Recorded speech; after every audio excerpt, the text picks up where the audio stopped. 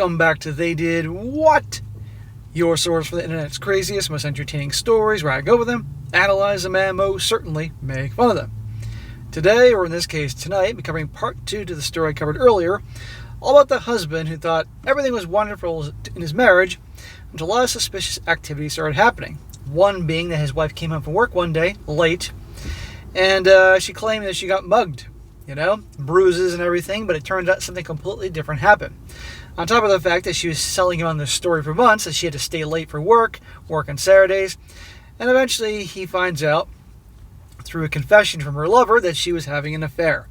And it ended where the lover and his wife came over to the house, confessed everything, and apparently his wife got her butt kicked by the guy she was having affairs with wife. So we're going to continue on here to see how things escalate, where things go, all that. Says here, Linda, this guy's wife, heard them leave and came back downstairs. She sat on the couch, put her hands over her face, and continued to cry. Bag Handbook, Chapter 3. I just sat and watched her cry. After a while, she dropped her hands and looked to see what I was doing. Why I wasn't saying anything? At the very least, I should be yelling and calling her names. You mean she was expecting some drama, and you weren't giving it to her? Through the sobs, she said she was so sorry. She didn't mean to go so far. It just happened. What a load of crap. She wants to stay married. She doesn't care about him. She loves me. We can work through this. This is all shit from the Hobag Handbook. She'll never, ever again give me any reason not to trust her. I know where she is and what she's doing every minute. If she wants, she'll quit work and we can start on a family. She'll be happy to stay at home to take care of me and our children, whatever I wanted her to do. We're done, a-hole. Think I'm going to touch you, let alone have children with you? Not a chance. She got up off the couch and started towards me. I told her to sit the F down, not to touch me. She looked frightened and sat right back down. She waited for me to say something, but I just continued to look at her. She said we need to talk about this. She wants to explain. Please, please say something. She was sobbing much louder now. I watched her cry. Yeah, if the regular crying doesn't work, she just has to cry louder and harder and get more pathetic. Linda said to ask her anything. She'd be totally honest with me. Yeah, sure. She doesn't know why she did this with Fred. She's completely happy with me. She loves me and only me. Well, you have a funny way of showing it. There must be something wrong with her. That's it. She needs therapy. If I approve, she will start therapy right away. I'd be like, you can get all the therapy you want, but we're done. And of course, she'll quit her job. I won't have to worry about what she's doing at work. She'll talk to her boss first thing Monday morning. Just tell her what I want her to do. Please say something. She was really crying now. She began rambling, repeating what she said already, and I was tired of listening to her BS. I asked her what happened at the motel last night, and she brightened up a little bit. Glad I was finally talking to her. Here's what she told me. Okay, here we go. Even though we know she got her butt kicked. The wife's brother knocked on their motel room door, saying he was the manager. He said there was something wrong with the credit card Fred used to open the door. Fred put on his boxers and opened the door. The brother pushed his way in and punched Fred in the face, knocking him down. Man, this is quite the tough family. Linda was butt naked in the bed trying to cover up. Fred's wife rushed over to the bed and hit Linda in the face. She punched Linda again and then grabbed her by the hair and dragged her out of the bed. Butt naked? Fred's wife kicked her while Linda was on the floor. Then she pulled Linda by the hair, crawling on her hands and knees, out of the motel room. The wife went back into the room and closed the door. How was there not a police report over this whole thing? That's what I want to know. The noise brought the other motel guests outside to watch. Linda had nothing to cover herself with, and they all stared at her. No one helped Linda. It was horrible. She looked at me thinking I'd be sympathetic because of all this trauma she suffered. She was telling me this because she thought I would want to comfort her. I told her it sounded like she got what she deserved. Get on with it. The motel manager showed up and pounded on the door saying he was calling the cops. The brother opened the door. Linda rushed in and saw Fred on the floor, his lip and nose bleeding. Linda grabbed her clothes and ran into the bathroom to dress. Linda heard the brother tell the motel manager that they had just caught his sister's husband cheating. They were sorry for the disturbance and were leaving now. Linda heard the manager tell them that nothing was broken, so he won't call the police, but they all had to leave immediately. That sounds a bit suspicious to me. I think as protocol, if this is some kind of national chain, I think you'd have to, as protocol, would have to make an incident report, and have to report to the police. Unless this is a individual who owns his own motel. One of those. Once she was dressed, Linda opened the door and ran out of the motel room. She jumped in the car and drove home. She came up with a mugging story on the way home, but she said she forgot to take off the effing necklace. Okay, so she was out naked, getting her butt kicked, but she had the necklace on. I asked her if Fred is her only lover. She answered Fred was her only mistake. She'll never do it again. It's not a mistake. It's a repeated series of events. It's not a mistake. She wasn't even attracted to him, but he was very persistent and gave her a lot of attention. Oh, it's his fault. She doesn't understand how it went so far, but that's over and will never happen again. I thought about what Angie told me. Once a wife cheats, she cheats 3 times. She's 3 more times likely to continue cheating, and they never stop. Well, Angie, the lawyer, is correct. I asked her if she always used condoms with Fred and any other lovers. She said she and Fred used condoms until they both showed up at the motel and neither had condoms with them. They went ahead without the condoms and haven't used them since. I'll schedule an STD test first thing on Monday. Oh, for God's sake. Remember, he's getting trickle truth, and you know it. I told her I didn't believe her about Fred being the only affair. She said she will do anything to prove that to me. How could she prove it? I told her to give me her phone, iPad, and laptop. She handed me her phone, her laptop was in the kitchen, and her iPad upstairs. She popped up off the couch and said she'll get the iPad for me. I told her no, I'll get the iPad. I don't trust her and not to erase everything like she did with her phone. You're darn right, she's got to lock herself in the bathroom and erase everything. I got her laptop and iPad. I asked her if she changed the PIN to open her iPad too. She said she had to give me her new PIN, the same as the new PIN on her phone, but all her social media apps were still there. I guess she figured I'd be satisfied and would not look further if I found nothing on her phone. I told her she won't be able to use her phone, iPad, or laptop until I say she can. She said she had hung up abruptly on her girlfriend when Fred and his wife arrived. Linda should call back so she won't be worried. The girlfriend had already called Linda twice. I told her let her friend worry. I told Linda she's not allowed to have talk to any of her friends until I say she can. If her friends call, I'll answer and tell them that. Linda started crying again. Of course she did. Now all the friends are going to label you as controlling and all these things, but you won't let her communicate with the outside world, that type of thing. I asked her if her 2 best friends knew about the affair with her boss. She hesitated, but finally nodded. Of course they know. I told her if they knew and didn't stop her or tell me they weren't really her friends. More tears. She asked me what I was planning to do. I told her my plans were to divorce her, but I wanted to talk to Greg and Angie. She asked me to please not divorce her, that she'll do anything I want to save our marriage. She asked if we could talk so she can explain and answer any questions I have. What's to explain? There's absolutely nothing to explain. And remember, this is the chick that was giving him such a hard time in the first story because he was pissed off about her having that necklace, and she was gaslighting him. So you're insecure and blah blah blah. I said there was nothing to talk about unless she wanted to tell me about her other lovers, and she said there were no other lovers. Sure. I told her I was going to go through her phone, iPad, and laptop. If I found any evidence of any of the affairs, there would be no chance of reconciliation. She had one last chance to come clean about everything. If she didn't tell me everything right now, and I found something, it would be over for us. There'd be no further chances for her to be honest. Obviously, this guy's bullshitting her, but hey, fight fire with fire. She looked at me, but didn't say anything. My guess is she was thinking about what I might find. She said she had no other lovers. I'll see some things between her and Fred I really won't like, but there'll be nobody else. She apologized again for her awful behavior. I told her she'll be staying in the guest room. I don't want her near me. I want her to go there now and write a timeline of her affair with Fred. All the details. How it started, what they did, and what she was thinking. Everything. It's Friday night and she has until Sunday noon to complete it. In the meantime, I'll be going through her electronic devices. Linda said she wants to quit work and start a family with me. I told her she has to go to work once Fred transfers. There is no way I'm going to have children with her. I can't bear the idea of touching her, let alone having SCX with her. I can't even stand to be in the same room as her. I told her to get out of my sight. Go start on her timeline. She got up crying, got a pad and pen from my home office, and climbed the stairs. Oh, for goodness sake. When she was gone, I went outside so Linda couldn't hear me, and I called Greg. I told him I'm divorcing Linda and asked Angie if Angie is there. He put his phone on speaker so Angie could join in. I explained what happened at the motel that night before, as well as the visit earlier that night from Fred and his wife. Angie asked where Linda is. I told her she's upstairs writing a confession, and I'm planning to divorce her for infidelity and use the confession she's writing as proof of her adultery. There you go. Good thinking. Angie told me to make sure Linda signs and dates her confession. Have her sign and put the date on every single page.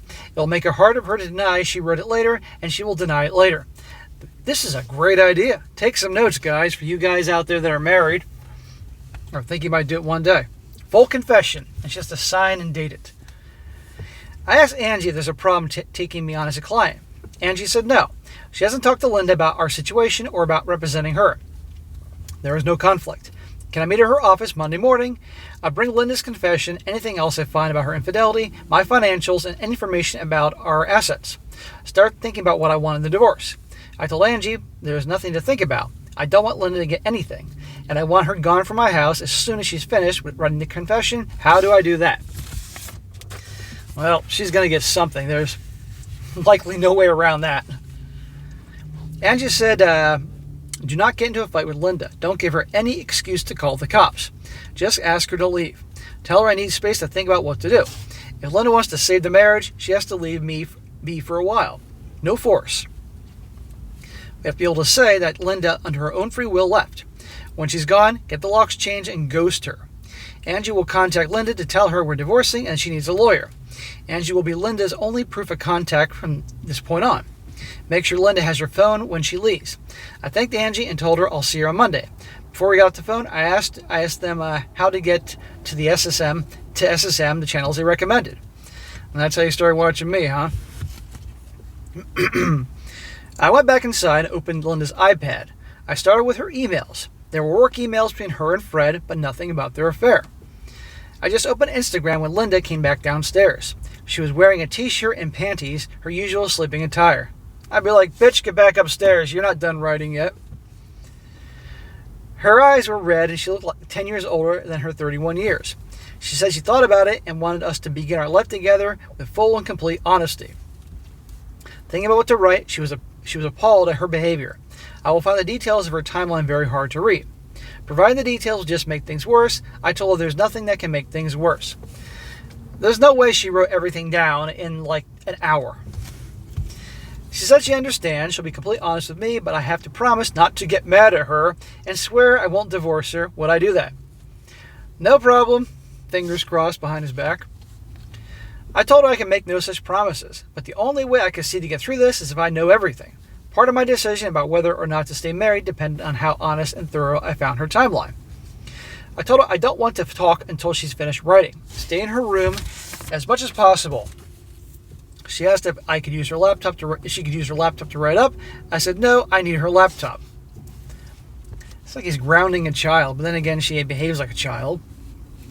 Linda asked for her phone to call her friend back. I told her she has no more friends. She's not allowed to use electronic devices. She said her friend might get so worried she could call the police.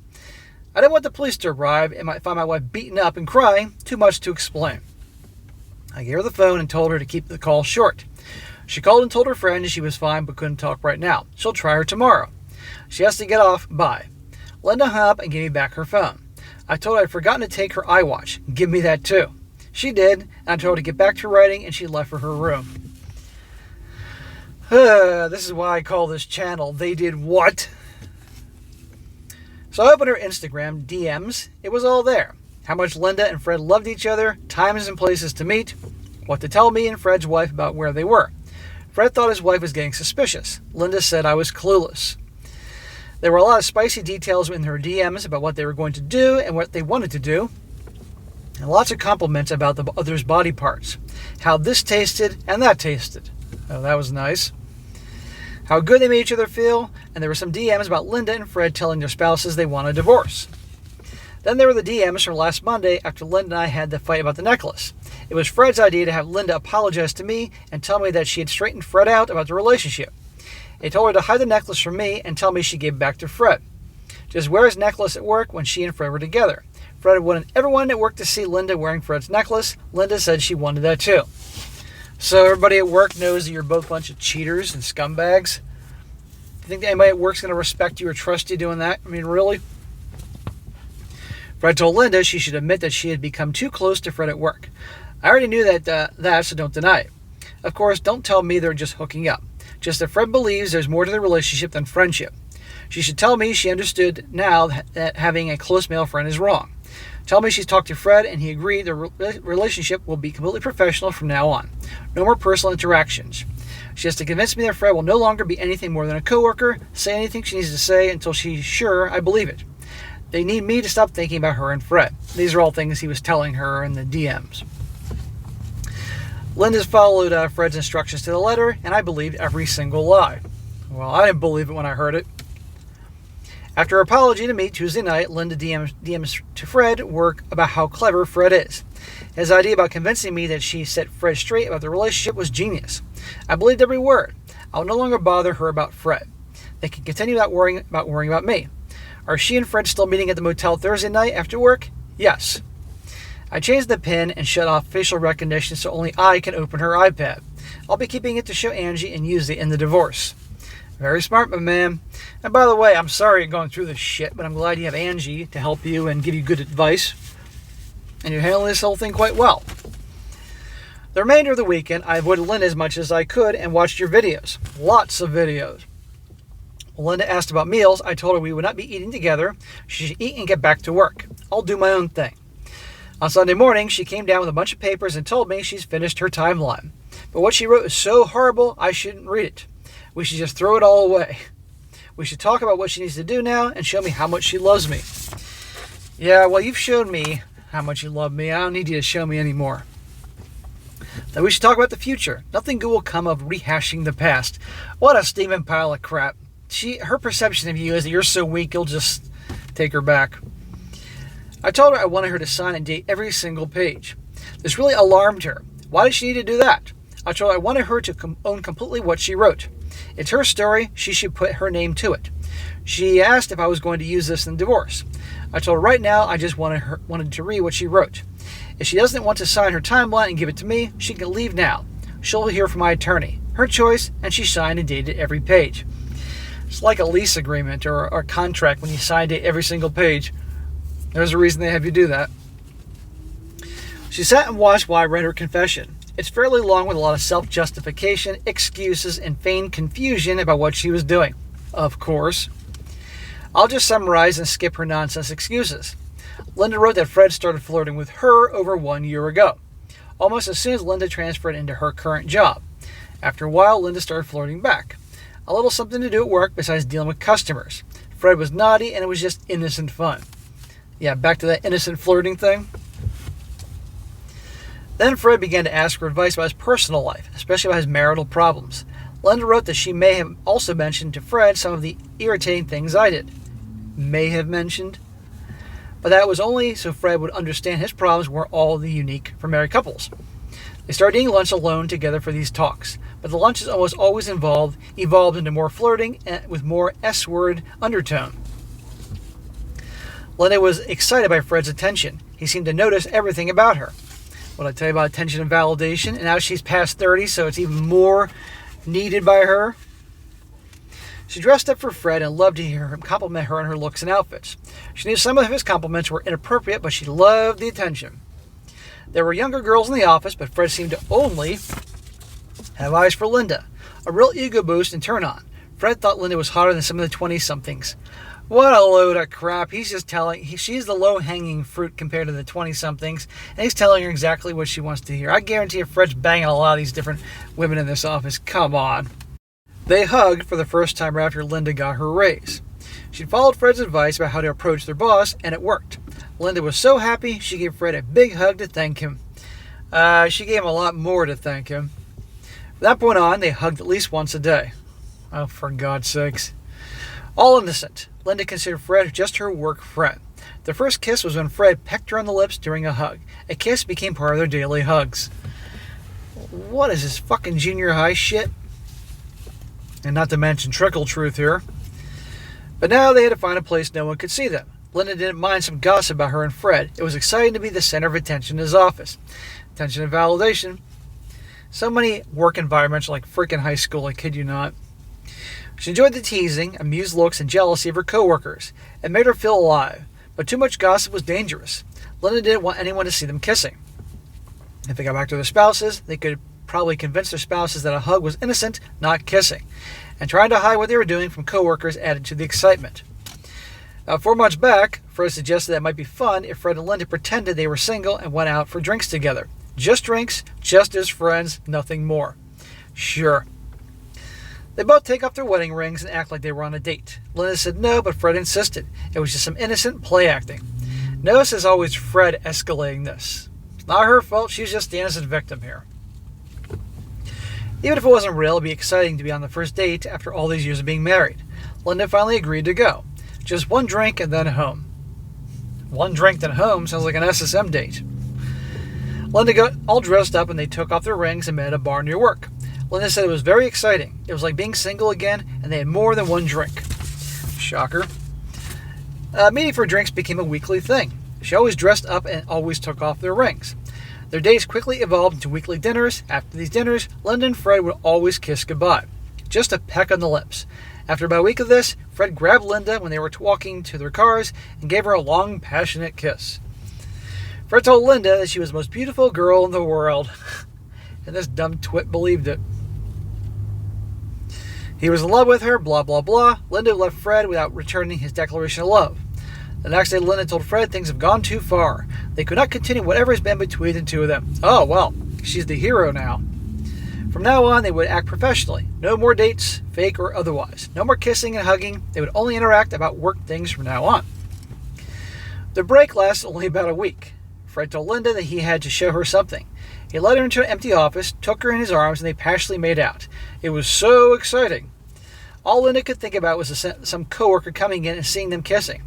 Then Fred went down on her right there in the empty office. Their first S-word encounter. Even more exciting. What if a coworker walked in and saw them? Linda explained in her confession that why she and Fred resumed the affair. She wrote, without the attention from Fred to look forward to, work became insufferable. Work is there to earn a paycheck and build your career. And if you're going to be bored and all that, tough shit. That's how it works. That's how it is. Now, hopefully, lots of you guys can have jobs or one day that you enjoy and get some kind of satisfaction from, some fulfillment. But a lot of people, they hate their jobs. It's unfortunate. But here she is. It's insufferable, so I need to hook up. She couldn't bear going just to work. Sounds like a typical millennial or Gen Zer. Linda got depressed, was irritated by everyone and everything. She started yelling at her employees and at me. She couldn't get out of her funk. She had trouble getting out of bed in the morning. All the excitement was gone from her life. Oh, poor her. Bitch, if you're not happy, then divorce your husband. Tell him what's going on and end it instead of doing all this. By the time Fred led her to the empty office, she was ready to lead him anywhere they could be alone together. She was delighted to be with Fred again, and now it was a real romance. Blah. They agreed to meet at a motel for the first time that night. The first time, huh? Really? She was so excited she didn't even think she could make it through the rest of the day. That was about 3 months ago. They've hooked up at least once a week after work since then. They spend Saturdays doing things married couples do, seeing the sights like tourists, going to the movies, restaurants for lunch and dinner. Saturdays would always end in a motel as well, before Linda returned home to me. I don't feel bad for her getting her butt whooped by this guy's wife. Not at all. The last section of Linda's confession is about Fred asking Linda about the two of them leaving their spouses and being together permanently. Linda said she told him that would never happen. She loves me, not Fred. Yeah, sure. She told Fred if he persists in such talk, she would break things off with him. Linda admitted in her confession that she was not sure she could break things off with him. She was addicted to Fred. But she didn't understand why Fred was pushing her to choose between him and me. She didn't want to choose, she wanted both Fred and me. Yeah, you to be her husband to the outside world and to pay the bills and give her that life that she's used to, while she can get her excitement and thrills from Fred. Then, Fred's wife and her brother found them at the motel. She finished her confession by writing that she's done with all that now. There was nothing like getting punched and being thrown outside butt naked to get her to think about bad choices she made. The only good decision she's made lately is trying to hold on to me. She loves me and is ready to be the ideal wife. Anything I ask of her, she's ready to do. Sure, honey. No back talk, no arguments, just tell her what she has to do to make things right. She wants me and our marriage back more than anything else. Uh-huh. She knows I have no reason to believe her, but I'm her whole world. Just tell her what I need her to do. When I finished reading, I told her to pack her things and get out. She is leaving immediately. Linda was stunned. She said I told her if she writes a timeline on her affair, I would work with her to rebuild our marriage. I told her to leave. I need space and time away from her. She said it's better she stays with me. We can talk through this, and she can answer any questions, and she can start to try to regain my trust. She wants to take care of me. I've seen how you've been taking care of me these last few months. No thank you. Maybe someday I'll even begin to love her again. And she started crying. Hobag Handbook, Chapter 3. She has to stay with me. We have to work on this. Don't throw her away. I told her, now she just wrote that she will do anything I want without argument. This is what I want. Leave right now. Still crying, she asked where she should go. Not my problem. She has a job. She has credit cards. She has money. Get a freaking motel. Still crying, she asked where she should go. Not my problem. When she realized she was not going to change my mind, she went to pack. I told her to pack for a long, long time. About an hour later, she came back downstairs with 2 large suitcases. She asked for her phone, laptop, watch, and iPad. I tossed her the phone and watch, but I told her I'm keeping the iPad and laptop. I haven't finished going through them. She asked if she could have her timeline, what she had written. She wanted it back. Less than a snowball's chance in hell I'm giving her that confession back to her. After another 30 minutes of howling and pleading to stay with me, Linda finally left. Great job, man. I like how you used that. Well, you said you'll do anything to make it work, so this is what I want. Leave. This was last Sunday. After Linda was gone, I spent much of Sunday writing this. I wrote this mainly for my own mental health. I thought writing it all down to get me past it. Maybe I'll show it to Angie and Greg. Monday, I'll bring Linda's confession and her iPad with me since I see Angie. The locksmith left a short time ago. I've already blocked Linda on my phone. Angie can deal with Linda until the divorce is final. The end. Or shall I say, gentlemen, and the 4% ladies, the end until part 3. Because something tells me, call me crazy, we're just getting started with the effing drama here. So there you go, guys. You pay attention to the red flags. Your girl's talking about some guy all the time from work or whatever. Red flag. If he's giving her gifts, a whole parade of red flags. And you gotta be willing to lay down the law. And the description from this guy's friend Angie, the lawyer, about work husbands, work spouse, it happens all the time. So be very careful. Absolutely. All right, guys, that is it for today. Be sure to comment down below. Let me know what you think about this. Be sure to like the video, share it with your friends, and subscribe. I'll catch you next time.